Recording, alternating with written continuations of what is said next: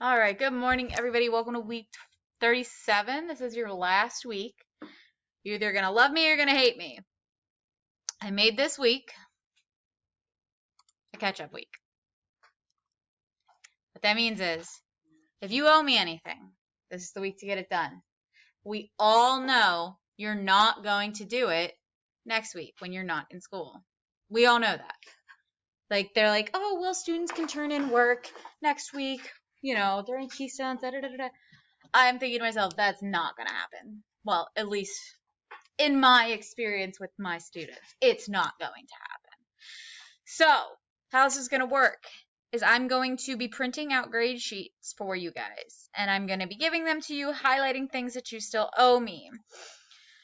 You're not just allowed, I think that's that poor wording. You're obviously going to work on the things that you still owe me, but also feel free to, if you scored poorly on something, to redo it, resubmit it. But that is what I have for you. If there's something in particular that you've been, if you're finished everything, which a couple of you are, you can choose to work on assignments for another class, or you can choose to just play around with this different software I have on the computers. There are a bunch. Feel free. I do want to see you guys doing something productive. I definitely don't want to see you guys playing games.